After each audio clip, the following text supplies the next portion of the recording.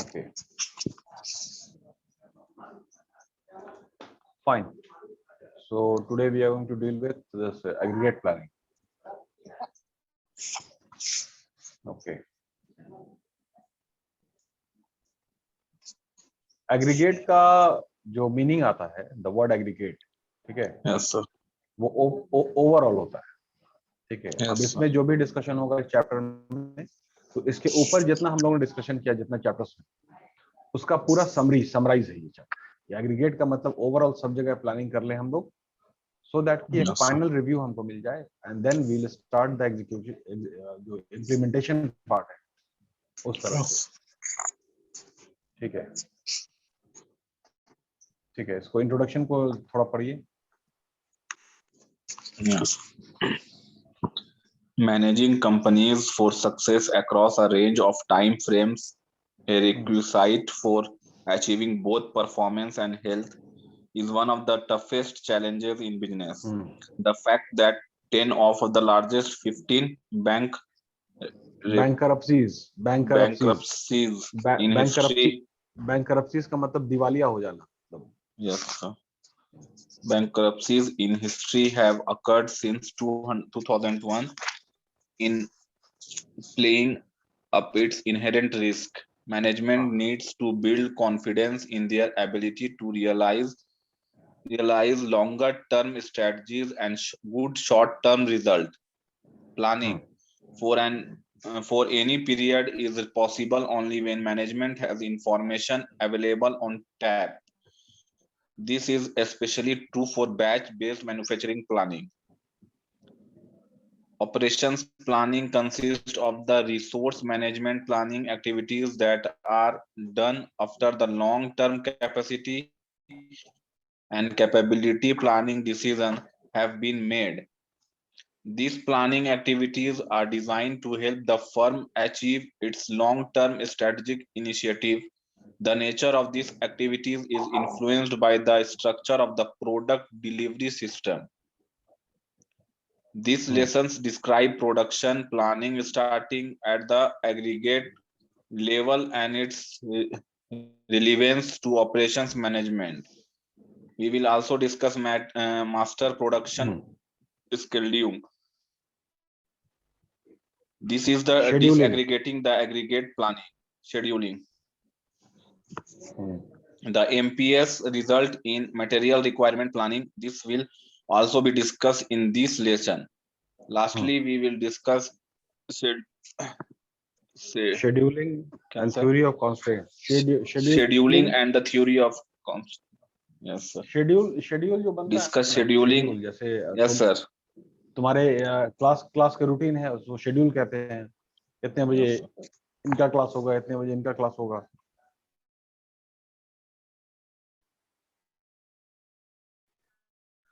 तो अब जो ये एमआरपी जो तो MPS word is just not कि आपका मटेरियल रिक्वायरमेंट प्लानिंग को करना है, इसमें सब चीज को। एक्चुअली ये एक प्लेटफॉर्म है, एमपीएस एक्चुअली एक प्लेटफॉर्म है जिसपे सारा डेटा को ना इनपुट किया जाता है, ठीक है। उसके बाद ओवरऑल उसका कैलकुलेशन होगा, उसके बाद रिजल्ट निकाला जाता है in what how we are going to plan with respect to the material, ठीक है। ये एक एस्पेक्ट है, इसका आगे भी डिस्कशन है। फिर इसी का फर्दर एमआरपी हो जाता है, material requirement planning and all. यहाँ पे गलत एब्रिविएशन लिखा हुआ है, material requirement planning that is APS. No, scheduling अलग है, उसके बाद मटेरियल रिक्वायरमेंट प्लानिंग। इसका आगे वर्जन है एमआरपी 1, एमआरपी 2, और फिर ये ईआरपी में मर्ज कर जाता है। ERP happens to be enterprise resource planning, ठीक है। तो इसमें बहुत सारी चीजें हैं जो कॉमन हम लोग डिस्कस किया हुआ है कि that is with respect to the material aggregate planning में अलाइनमेंट की एक बात हो रही है। तो व्हाट इज अलाइनमेंट? अलाइनमेंट का सिंपल है, जैसे तुम बाइक चलाते हो तो जो हैंडल है और जो आगे का व्हील है बाइक का, उसको अलाइन कराते हैं हम लोग टाइम टू टाइम पे, ठीक है। तो दैट की एक सिंक्रोनाइज इफेक्ट में बाइक चले। तो इसका भी यहाँ पे भी जितना भी फैक्टर ऑफ प्रोडक्शन है और जितना भी जो एक्टिविटी इन्वॉल्व है, ठीक है, वो सबका अलाइनमेंट अगर नहीं होगा तो सही से काम अपने टाइम पे नहीं होगा, ये बात सिंपल सी बात हो गई।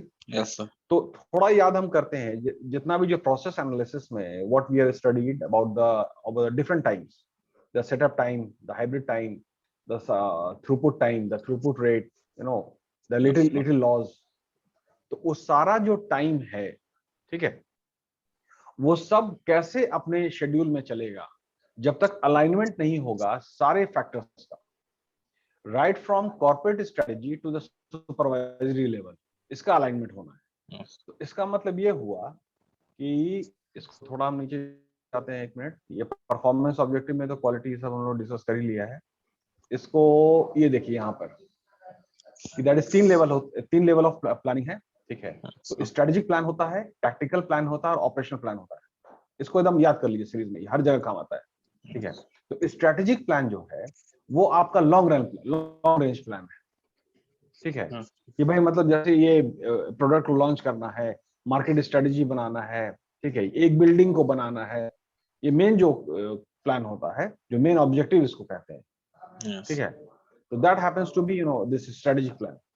अब उस स्ट्रेटेजिक प्लान बन गया कि मान लीजिए कि मार्केट स्ट्रेटेजी, ठीक है, प्रोडक्ट इनोवेशन करना है, साफ लिखा हुआ मार्केट स्ट्रेटेजी है, प्रोडक्ट इनोवेशन है, सप्लाई चेन है, स्ट्रक्चरिंग है, कैपिटल बजट प्रोसेस है, ये सारी चीजें हैं।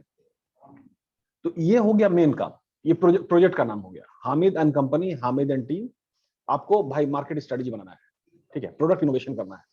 तो प्रोडक्ट इनोवेशन करने के लिए प्रोडक्ट को जो नया, उसको नयापन लाना है, इनोवेशन वही हो गया। तो अब Yes, उसके sir. लिए बहुत सारी बातों को आपको सर्वे करना होगा, सब करना होगा कि मतलब को इनोवेट करना है, नया प्रोडक्ट ही कायम करना है हमको, ठीक है। तब उसके लिए क्या है कि आपका टैक्टिकल प्लान बनता है, ठीक है। तो टैक्टिकल प्लान में क्या है कि इंटरमीडिएट टर्म प्लानिंग है, ठीक है, प्लांट यूटिलाइजेशन स्ट्रेटजी है, कैपिटल बजटिंग है, कैपेसिटी बजटिंग है, ऑर्गेनाइजेशन कंट्रोल है। अब ये 4 बात जो है टैक्टिकल प्लान में, ये जब तक नहीं बनेगा तो जो मेन ये जो आपका ये है प्रोडक्ट इनोवेशन का, एक को लेके चल रहे हैं, Yes. प्रोडक्ट इनोवेशन का जो प्रोजेक्ट है वो कामयाब नहीं हो पाएगा, No, sir. ठीक है। तो प्रोडक्ट इनोवेशन का जो प्रोजेक्ट है उसको सक्सेस कराने के लिए, कामयाब कराने के लिए आपको अब ये चारों को देखिए, इंटरमीडिएट टर्म प्लानिंग को आप करना होगा, प्लांट यूटिलाइजेशन स्ट्रेटेजी, कैसे हम जो करंट में मेरा जो प्लांट है, जो फैसिलिटी है, उसको किस तरह से हम यूटिलाइज करें सो दैट कि मेरा प्रोडक्ट इनोवेशन का जो इरादा है, ऑब्जेक्टिव है, एम है, वो कामयाब हो सके, Yes. ठीक है। उसके बाद कैपेसिटी बजटिंग है। तो बजटिंग का मतलब पैसा का हिसाब किताब हो गया। Yes, sir. जो भी कैपेसिटी आपकी है, जो भी आपकी मौजूदा कैपेसिटी है, करंट कैपेसिटी है, उसका पूरा बजटिंग का मतलब हुआ कि पूरा फंड एलोकेट करना पड़ेगा सही से, एप्रोप्रिएट फंड, ना कम ना ज्यादा। कम करेंगे तो वो रिजल्ट नहीं टिकेगा और ज्यादा करेंगे तो पैसा बर्बाद होगा, तो फिर दूसरे सेक्शन में बजट आपको कम हो जाएगा। एक में अगर आपने ज्यादा बजट एलोकेट कर दिया तो बजट तो लिमिटेड है, अनलिमिटेड तो है नहीं पैसा जो है। तो एक काम में अगर आपने कैलकुलेशन नहीं किया और ज्यादा एलोकेट कर दिया तो उसका असर दूसरे काम पे तो पड़ेगा। Yes. दूसरे सेक्शन को आप कम कम बजट एलोकेट करेंगे तो फिर जाहिर सी बात है कि प्रोडक्ट इनोवेशन में 10 तरह की चीज इन्वॉल्व होती है, तब जाकर के प्रोडक्ट इनोवेशन कामयाब होता है, ठीक है। इनोवेशन का मतलब हो गया पूरा मोबाइल, पूरी एक कार, पूरी एक Yes, बिल्डिंग, ठीक है, जिसकी बात कर ले। उसके बाद सबसे लास्ट फंक्शन जो आपका है ऑर्गेनाइजेशन कंट्रोल। तो ऑर्गेनाइजेशन कंट्रोल में उसको बहुत लेवल पे कंट्रोल करना पड़ता है, सिर्फ प्रोडक्शन का ही मामला नहीं है। दैट इज कि आपका वो फाइनेंशियल स्टेटमेंट्स को भी देखना पड़ेगा, एमआईएस को पूरा देखना पड़ेगा, ठीक है। फिर आपका break even analysis, that is cost volume profit analysis करना पड़ेगा, सब मैथमेटिकल कैलकुलेशन। ये सारा काम करेंगे तो जाकर के मेरा प्रोडक्ट इनोवेशन, हम एक को लेके चल रहे हैं, ठीक है, प्रोडक्ट इनोवेशन का को आप जमीनी हकीकत पे आपको दिखेगा। अब ये जो 4 बात है टैक्टिकल प्लान, इसको कामयाब करने के लिए टैक्टिकल प्लान को ऑपरेशन प्लान में ऑपरेशन प्लान बनाना पड़ेगा। तो ऑपरेशन प्लान क्या है कि सीआरएम है, ठीक है। Yes, तो sir. सीआरएम आपका हो जाएगा कस्टमर रिलेशनशिप मैनेजमेंट, ठीक है। सीआरएम, उनका फीडबैक लेना होगा किस तरह से वो क्या है जो इनोवेशन हम कर रहे हैं, तो उसमें आपको क्या क्या फीचर एक्सेप्टेबल होगा। उसके बाद फिर है आपका मटेरियल मैनेजमेंट। तो क्या क्या मटेरियल इन्वॉल्व होगा, इसको आपको प्रोक्योर करना पड़ेगा, हासिल करना पड़ेगा, सो दैट कि जो इनोवेशन वाला जो प्रोडक्ट है कि मतलब कि नया तरह का मोबाइल है, नए तरह का फ्रिज है, नए तरह का टीवी है, ठीक है, वो कामयाब होगा। उसके बाद वर्क मैनेजिंग है और ह्यूमन रिसोर्सेज है।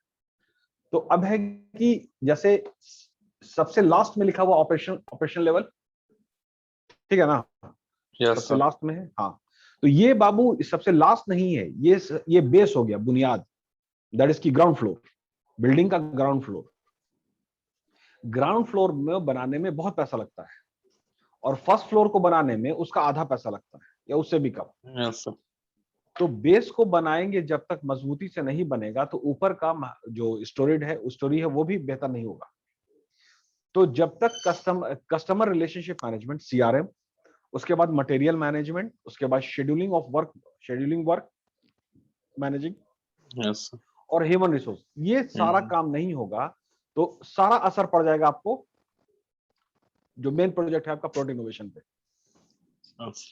ठीक है, तो ये सीरीज है इस तरह से ना, लेवल है उसको क्या। तो अब इसका पूरा अलाइनमेंट होना है ना, Yes, सबका sir. प्लान बन गया और सब सही से डिस्ट्रीब्यूट हो जाए, सब अपनी जिम्मेदारी समझ ले, अपना अपना काम सारा टीम अगर करेगा तो दैट इज की ऑपरेशन लेवल पे। ठीक है, नीचे सुपरवाइजर हो गए ना, Yes, sir. ठीक है, नीचे के सुपरवाइजर हो गए, उनके ऊपर अब ये एक दूसरे को रिपोर्ट करते हैं। तो Yes, sir. ये नीचे वाला बंदा काम करके ऊपर रिपोर्ट करेगा, तब ना वो आगे बढ़ेगा। Yes, sir. ठीक है, फिर ये रीजनल लेवल में है, रीजनल मैनेजर जितने भी लोग होते हैं, जोनल मैनेजर, ये सब ये काम करेंगे, तब जा करके कॉर्पोरेट जो सीनियर मैनेजमेंट है वो आपका डिसीजन लेंगे कि ओके फाइन हम लोग। ठीक है, तो सारा एक दूसरे पे डिपेंडेंट है, सब आपस में इंटर रिलेटेड है। तो इनका तीनों का जो लेवल है, सबसे lowest level of management, middle level of management and the top level of management, इन सबका और इनका जो ड्यूटी जिनको असाइन हुआ है, Yes, sir. ठीक है, ये सब प्रॉपर अलाइन नहीं होगा तो बिल्कुल वही बात है कि अगर हैंडल और आपका जो आगे वाला चक्का है मोटरसाइकिल का व्हील, वो अगर प्रॉपर एक सिंग इसमें अलाइन में नहीं होगा तो फिर मोटरसाइकिल ठीक नहीं चलती। ठीक है, Yes, sir. तो ये है कि ऑर्गेनाइजेशन की जो मोटरसाइकिल है और ऑर्गेनाइजेशन का जो व्हील है वो प्रॉपर नहीं चलेगा। तो अलाइनमेंट होना बहुत जरूरी है।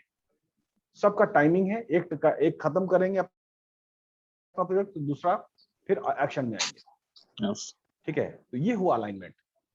ठीक है, अलाइनमेंट को सिर्फ एक पैराग्राफ में कंपनी विजन, मिशन, वैल्यूज उस तरह से नहीं है, मतलब एक छोटा एस्पेक्ट है, बट ओवरऑल जितना भी जो आपका ऑपरेशन लेवल का है, आपका सुपर स्ट्रेटेजिक प्लान है और टैक्टिकल प्लान है और ऑपरेशन प्लान है, इस सब का अलाइनमेंट होना चाहिए। ठीक है, और उसी से रिलेटेड आपका है परफॉर्मेंस ऑब्जेक्टिव, कि वो प्रॉपर अलाइनमेंट होगा तो फिर क्वालिटी बेहतर होगी, स्पीड बेहतर होगी। स्पीड का मतलब क्या हुआ, ठीक है, सारा time, cycle time, throughput time, Yes, sir. Hybrid time, little loss, वो सब है। ठीक है, तो स्पीड का मतलब ज्यादा तेज की बात नहीं हो रही है हमें, स्पीड का No, मतलब sir. ज्यादा तेज की बात नहीं हो रही है। तो स्पीड को एक चीज हम समझाना चाह रहे हैं, इसको समझोगे कि जिस चीज में जितना टाइम लगता ना चाहिए उसी टाइम के हिसाब से उसको काम को कीजिए। ज्यादा फास्ट Yes. कर दीजिएगा तो काम गड़बड़ होगा।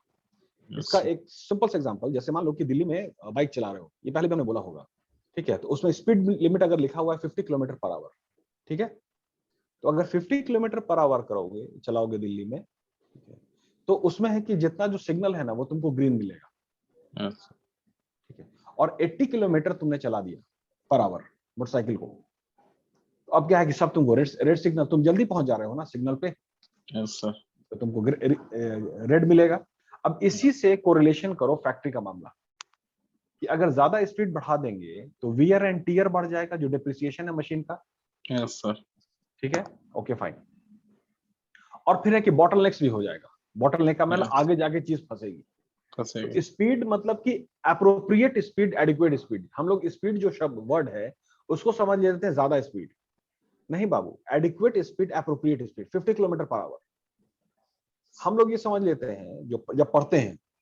ठीक है, तो यहाँ पे वर्ड लिखा हुआ है, the ability to react quickly to customer requirement increases the availability of your product. ये सब जो वर्ड आ रहा है ना, क्विकली, ठीक है, it's not about quickly, it's all about adequate, Yes, it's all sir. About appropriate, as simple as that, it's not quickly. ठीक है, उसके बाद आपका डिपेंडेबिलिटी, फ्लेक्सिबिलिटी, ये सारी चीज है जो क्वालिटी को बेहतर करती है। Yes, sir. ठीक है, ये कॉमन सी बातें हैं, इसमें सारा प्लान बनता है। ठीक है, ये चार्ट है, इसको आप देख लीजिए कि भाई डिमांड फोरकास्ट है। ठीक है, मतलब कस्टमर ऑर्डर आया या कस्टमर का रिक्वायरमेंट आया, Yes, now the customers are looking for some new innovation products and all, तो ठीक है, उसका फिर phases चलेगा। तो उस phases में फिर वही बात है कि aggregate planning में सब प्रोडक्शन प्लान बनेगा, आपका डिटेल प्लानिंग होता है मंथली वीकली सब, मास्टर प्रोडक्शन शेड्यूल बनेगा। मास्टर प्रोडक्शन शेड्यूल का मतलब क्या हुआ? मास्टर प्रोडक्शन शेड्यूल, इसका मतलब क्या हो निकलेगा? मास्टर एक स्टैंडर्ड फॉर्मूला निकलेगा, स्टैंडर्ड जैसे नहीं होता मास्टर, मास्टर की, मास्टर की होता है ना जो हर ताले को खोल देता है। Yes sir. हाँ, वही मास्टर प्रोडक्शन शेड्यूल है। तो master production schedule is all about this let's say balance और synchronize। synchronize का मतलब होता है सब एक सुर ताल लय में। Yes sir. ठीक है, एक स्टैंडर्ड रेट बना सिस्टम दिया गया वाइज, एकदम सिस्टम वाइज, और एक स्टैंडर्ड सिस्टम बना दिया स्टैंडर्ड। यस सर, इस तरह से काम होगा। तो दैट इज की कंटिन्यूअस प्रोसेस को याद करो, कंटिन्यूअस प्रोसेस, यस सर, उसमें ज्यादा वेरिएशन नहीं होता है ना नो प्रोडक्शन सर, में। तो एक स्टैंडर्ड फिक्स कर दिया गया, अब यस उसी सर, हिसाब से वही ठीक है प्रोडक्ट आपका बनेगा। प्रोडक्शन होता चला जाए। जैसे कि यस सीमेंट, सर, यस अगर सर, याद सीमेंट है, फर्टिलाइजर है, यस, तो एक ही तरह का सीमेंट। यस तो एक सीमेंट का केस ले लो, उसमें मास्टर प्रोडक्शन शेड्यूल को लगा दिया गया, ठीक है, सब चीज को फिक्स कर दिया गया, अब उसी हिसाब से चीजें चलती रहेंगी। ठीक है, यस सर, अब इसमें एक और दो तीन बात और आ जाती है। ठीक है, बिल ऑफ मटेरियल एक है, बिल ऑफ मटेरियल हम तुमको शो करेंगे, उसमें सारे बातों का जिक्र होता है। तो जितना भी मटेरियल है उसका क्वांटिटी, क्वालिटी, उसका रेट, इस यस, सब तो वो एक पूरा एक डेटा है। बिल ऑफ मटेरियल एक्चुअली एक डेटा है पूरा, जिससे आपको ये पता चलता है कि मेरे पास क्या क्या सामान है। यस, ठीक है, उसका रेट क्या है, कॉस्टिंग भी उससे निकल जाता है, सारी चीज का। जैसे मान लीजिए कि हम लोग प्रोड्यूस कर रहे हैं, मैन्युफैक्चर कर रहे हैं टेबल एंड चेयर, तो जितना भी जो वुड है, लकड़ी है, प्लाई बोर्ड है, सब है। ठीक है, सबका साइजेस है। ठीक है, क्योंकि टेबल जो बनता है वो एक मतलब 3-4 तरह की लकड़ी से बनता है ना। यस, तो उसका उसका साइज कितना अवेलेबल है, कॉस्टिंग कितना है, उसका साइज कितना अवेलेबल है, सारी चीज उससे आपको एग्जैक्ट पोजीशन पता चलता है कि वेयर वी आर स्टैंडिंग, हम कहां पर खड़े हैं, और फिर इस चीज को लेकर के हम कितना आगे जा सकते हैं। तो ये सब बिल मटेरियल होता है। ठीक है, यस, उसके बाद material requirement plan, material requirements plan है, शेड्यूलिंग सारी चीज होती है। और सब में एक चीज देखोगे कि वीकली और डेली लिखा हुआ है, yes weekly sir, oblique daily.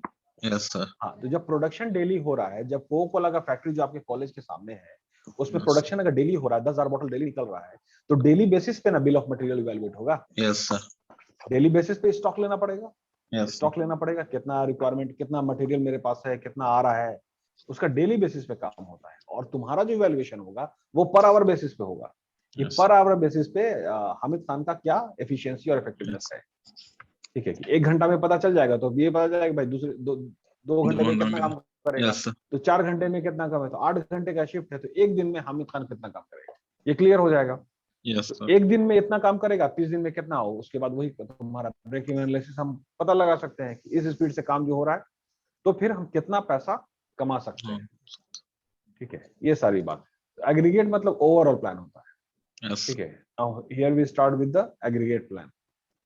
ठीक है, इसको पढ़िए। Aggregate planning reflect the operational decision that must be made in the short to intermediate time horizon to ensure that the operation function has the resources need to do its job. It the requirement of both tactical and operational planning.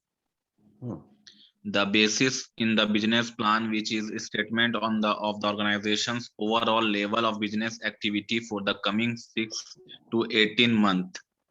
The business plan, in a sense, is an agreement between all functional areas: finance, product, marketing, engineering, R&D, research and about the development, level. R&D Yes, sir. Research and development पढ़ा कीजिए। Development. Yes. About the level of activity and the products they are committed to support. The goal of aggregate planning is to achieve a production plan that will effectively utilize the organizational resources to satisfy expected demand. In a manufacturing firm, the aggregate plan links the strategic goals with plan for the individual products.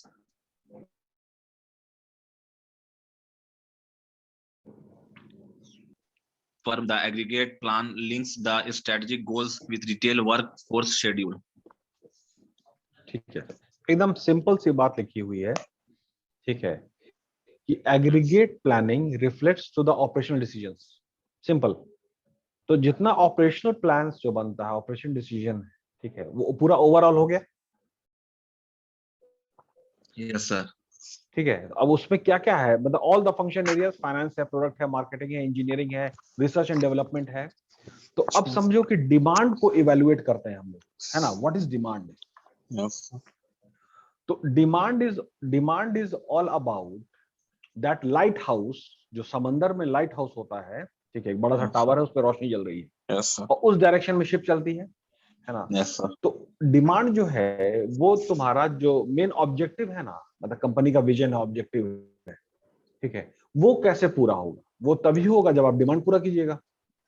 Yes company का objective है, company का जो vision है, to become trust वर्दी name, एक भरोसे का नाम हमको बनना है। ठीक है, कि जो भी अगर कोई प्रोडक्ट का बात करें, तो जैसे कि आईएफबी की जो वॉशिंग मशीन है, बेस्ट जो वॉशिंग मशीन है, तो बेस्ट जो है वो आईएफबी है। ठीक है, बाकी सभी वॉशिंग मशीन बेहतर है, लेकिन यूनिक नाम जो है ना, जो एकदम कि भाई आंख बंद करके। यस ठीक है, तो मेन जो ऑब्जेक्टिव जो विजन होता है ना, वो है आपका कस्टमर्स और टारगेट ऑडियंस का ट्रस्ट को ये हासिल करना, अचीव करना, जीतना, भरोसा जीत लेना। तो अब उस विजन को, ठीक है, कामयाब करने के लिए डिमांड को बहुत माइन्यूटली ऑब्जर्व करना पड़ेगा। क्या डिमांड यस है, sir. What is the demand actual. ठीक है, demand is just not about the washing machine, नहीं। डिमांड जो है वो आपका, कि जैसे ये जो मशीन है ना, वॉशिंग मशीन, कोई भी बात कर लेते हैं, ठीक है, आपका बाइक है, आपका कार है, टीवी है, फ्रिज है, जितना भी कंज्यूमर ड्यूरेबल्स है, तो मशीन के हवाले से ये बात करना है तो, कि मशीन इस तरह की हो ताकि मेरी जिंदगी जो अभी फिलहाल जो मेरी मौजूदा जिंदगी है, ठीक है, और उसमें जो मेरा थोड़ा स्ट्रगल जो चल रहा है, जो भी काम को करने में, ठीक है, वो एकदम से मिनिमाइज हो जाए। दैट इज कि अगर वॉशिंग मशीन में कपड़ा धोने का काम है, तो वो एकदम एफर्टलेस हो जाना चाहिए। Yes effortless. तो एफर्टलेस का मतलब ये हुआ कि जैसे पहले जो बिना टीवी कोई थी इफर्ट हमारे के पास, काम हो जाए सर। हाँ, तो पहले जो मेरे पास टीवी थी, उसको हमको उसके पास जा करके बटन ऑन करना पड़ता था, और चैनल अगर चेंज करना है तो फिर टीवी के पास जाते थे और स्विच को बदलते थे, तो चैनल चेंज यस सर। होता था। और हमने शुरू में बात की प्रोडक्ट इनोवेशन की, तो अब जो नया यस टीवी है वो रिमोट कंट्रोल कर दिया हमने, एकदम इनोवेशन हो गया, यस सर। नई चीज हो गई ना। यस अच्छा, तो यस एक्चुअली ना, जो रिमोट कंट्रोल जो टीवी का जो आया, वो इसलिए नहीं कि मतलब रिमोट है टीवी अच्छा नई चीज हो गई, नहीं। अब एफर्टलेस हो गया टीवी चलाना, यस सर। कोई मेहनत नहीं, आराम से हम सोफा पर बैठ गए, and now I am changing the channel. पहले हमको चल के जाना पड़ता था टीवी के पास, और फिर चैनल चेंज करना पड़ता था। यस तो दैट इज कि अगर कस्टमर का मतलब एफर्ट लग रहा है ना, it is just like spoon feeding, बच्चे को चम्मच से खाना खिलाया जाता है, यस ठीक है, बच्चे को कोई एफर्ट नहीं लगता है, सारा effort taken by the yes mother sir. और फादर। बिल्कुल वही उस तरह की बात आपके प्रोडक्ट में होनी चाहिए, सो दैट कि कस्टमर को जो है वो उस काम से उसको छुटकारा यस मिले, सर। जो स्ट्रगल कर रहा था पहले उस काम को करने में, उससे पूरा छुटकारा। तो मशीन का जो डेफिनेशन है, कोई भी machine, it should make your life easy. Yes Machine should make your life easy. If the machine is not able to make your life easy, it means it doesn't qualify the proper definition of a machine. As simple as that, right? Yes sir. Now, with that consideration of the customers, of the target audience, that they have to give a very comfort zone and all, effortless. अब effortless. उसको लेके aggregate planning करना है, तो aggregate planning में आपको finances को देखना पड़ेगा, प्रोडक्ट को देखना पड़ेगा, मार्केटिंग देखना पड़ेगा, इंजीनियरिंग देखना पड़ेगा, and research and development more important. Research and development को R&D करके लिखा हुआ है, दैट इज की बोल्ड में लिखा हुआ है। Yes it sir. मींस कि एवरीथिंग जो सबसे लास्ट पॉइंट लिखा रहा है ना, वो सबसे इंपॉर्टेंट, सबसे मायने, वो समझिए सबसे फर्स्ट है, लास्ट इज फर्स्ट। ठीक है, तो रिसर्च एंड डेवलपमेंट जब तक नहीं हुआ, इनोवेशन हो ही नहीं सकता है, एज सिंपल एज दैट। अब उस रिसर्च एंड डेवलपमेंट करने के लिए सारा रिपोर्ट बनेगा, सब है का, उसके बाद फाइनेंसेस का प्रोक्योरमेंट होगा, उसके बाद फिर सारा मामला होगा। ठीक है, तो ये जो ओवरऑल जो व्यू हम लोग लेते हैं, काम करते हैं, that is called aggregate planning. क्योंकि एग्रीगेट प्लानिंग में अलाइनमेंट अगर नहीं होगा, पूरी बातों को अगर नहीं सब पे काम करेंगे, तो फिर एग्जैक्ट जो इनोवेशन का जो प्रोडक्ट जो मेरा विजन है, ठीक है, कि दैट इज रिमोट से टीवी आराम से चले और दूर में लोग बैठे हुए हैं, अगर एक बड़ा हॉल है उनके पास, मान लीजिए कि भाई 20 बाई 20 फुट का है, ठीक है, दैट इज क्या समथिंग लाइक कि वो जो हॉल है वो रेक्टेंगल शेप का होता है, ठीक है, लेंथ ज्यादा है, तो आदमी दूर से बैठ के भी टीवी को ऑन ऑफ कर रहा है, ठीक है, और फिर अपना काम भी कर रहा है। Yes. सिंपल, एकदम एफर्टलेस हो जाना चाहिए, एफर्टलेस को याद रखिएगा। Yes. ठीक है, उसी में प्रोडक्ट इनोवेशन में पहले जो कार थी उसमें आपका जो स्टीयरिंग है वो मैनुअल वाला है, उसका पावर स्टीयरिंग आ गया, power steering. Yes, sir. Power अब स्टीयरिंग कितना, आ गया। अब पावर स्टीयरिंग में और जो पहले वाला जो स्टीयरिंग है उसमें क्या फर्क है? बहुत ताकत लगती थी पहले, यस सर, बहुत ज्यादा। और अभी एक ही हाथ से, या मतलब सिंपल की यस, 3 उंगली के कंट्रोल इस्तेमाल हो से, रहा है। यस। थ्री, आराम से हम इसको स्टीयरिंग को चला सकते हैं, यस सर। मतलब इतना एफर्टलेस। ठीक है, गियर भी सर ऑटोमेटिक हो गया, अब गियर भी विदाउट गियर आ रहा। विदाउट गियर कर दिया हमने। Yes sir. अब ड्राइविंग को एकदम से एफर्टलेस बना दिया, यस एफर्टलेस, सर। कोई एफर्ट नहीं लगता अब, आराम से उसको डी ड्राइव में लगा दिया हमने। Yes sir. ठीक है, उसके बाद कार अपना चल रही है, अब गियर बदलने की जरूरत नहीं है। जब हमने कार को ये रोका तो न्यूट्रल में कर दिया, एन कर दिया, यस। तो बस कुल मिला के दो ही तो हुआ, डी एन। Yes sir. ठीक है, प्लस है कि जो तुम्हारा रोड है, सारी चीज है कि आसानी से मोड़ है सब चीज मशीन। तो इस सब को कामयाब करने के लिए, हकीकत में लाने के लिए, एग्जिस्टेंस में लाने के लिए आपको एग्रीगेट प्लान पे बहुत ज्यादा मेहनत करना पड़ेगा, क्योंकि उसमें यस सर। एक भी चीज गड़बड़ हुई, एक भी चीज गड़बड़ हुई, सारा मामला गड़बड़ हो जाएगा, सारी मेहनत यस बेकार। सर। ठीक है, तो that is all about aggregate planning. और उसमें मास्टर प्रोडक्शन शेड्यूल को डेवलप किया जाता है कि दिस द स्टैंडर्ड फॉर्मेट, ठीक है, and that we have to follow it religiously, just as we follow religion, ठीक है, ऑल द रिचुअल्स। तो this is also a ritual and you have to follow it like a religion, master production schedule में। Yes. ये सारी चीजें हैं sir. ठीक है, आगे बढ़िए।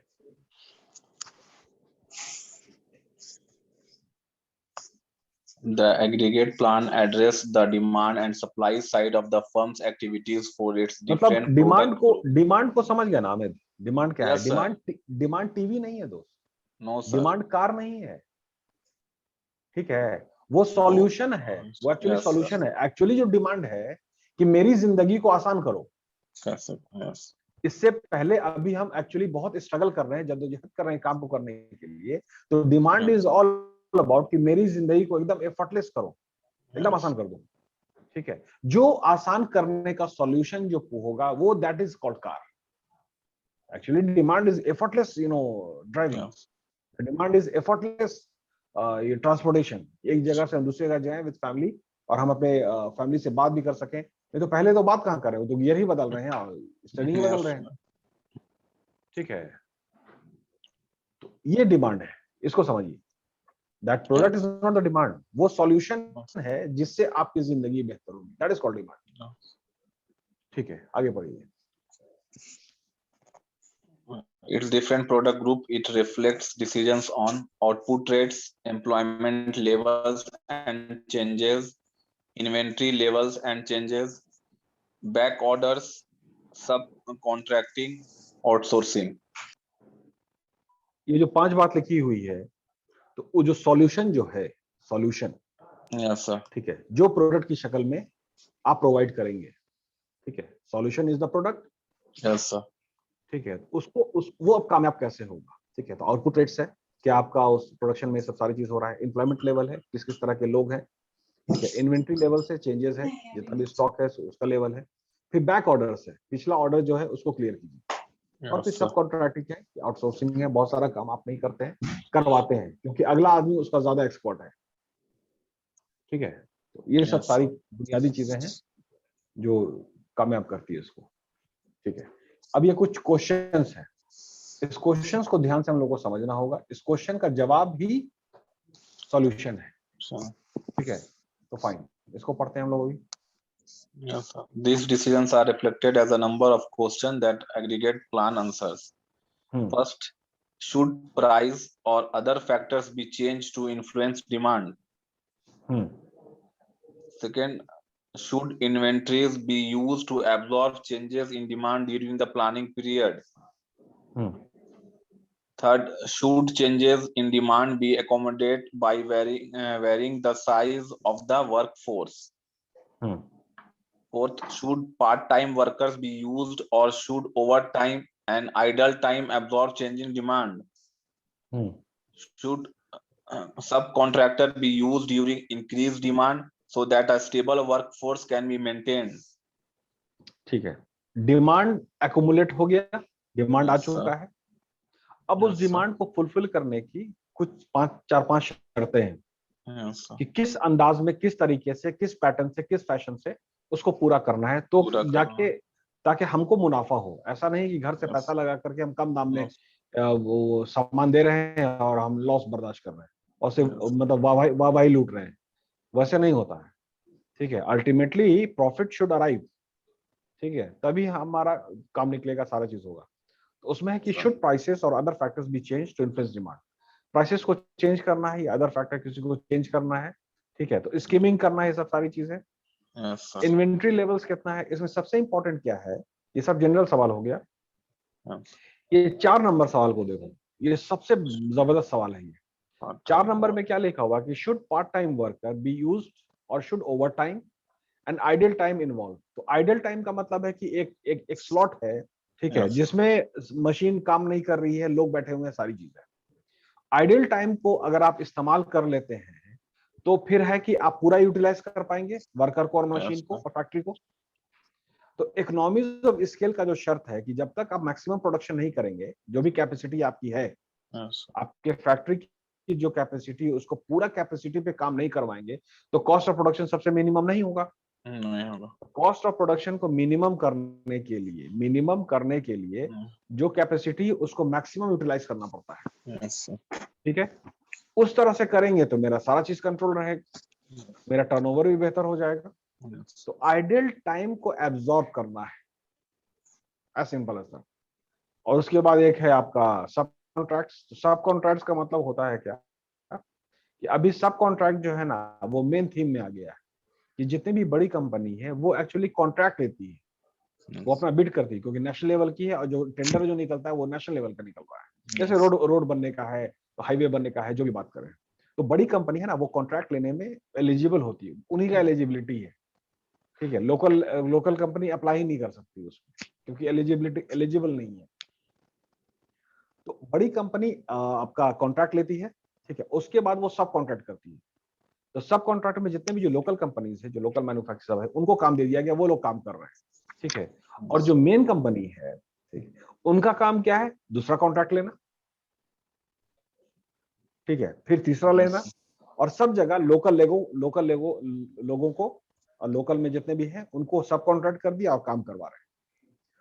हम अगर, अब मैनेजमेंट का ये रूल एक और भी है, अब ये किस तरह से हम लोग इसको लेते हैं, अगर काम को खुद से करेंगे तो फिर तरक्की नहीं कर सकते, ये एक बात चलती है।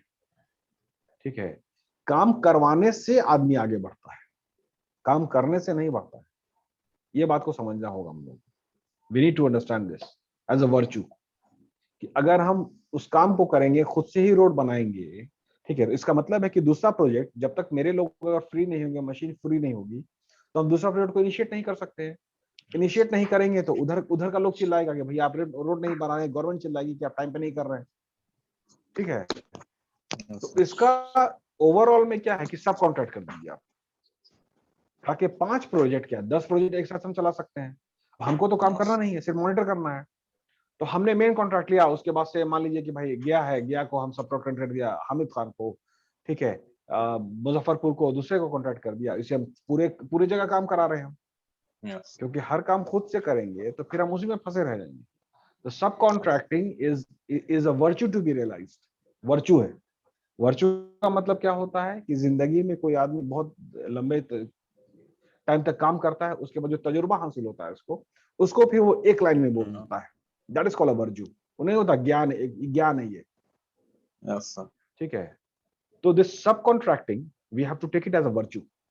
बहुत ही टेक्निकल तरीके से, बहुत ही खूबसूरत तरीके से सब कॉन्ट्रेंडिव कर दिया, काम सबको बढ़ गया, सही लोग काम करके दे देगा, उसके बाद फिर हम दूसरे काम पे लगेंगे। तो एक्सपेंशन तभी होता है जब सब कॉन्ट्रेंडिव करते हैं। डिसेंट्रलाइजेशन की बात कर लीजिए आप, ठीक है। चलिए अब Yes, कुछ sir. और क्वेश्चन है, हाँ इसको आगे पढ़ते हैं।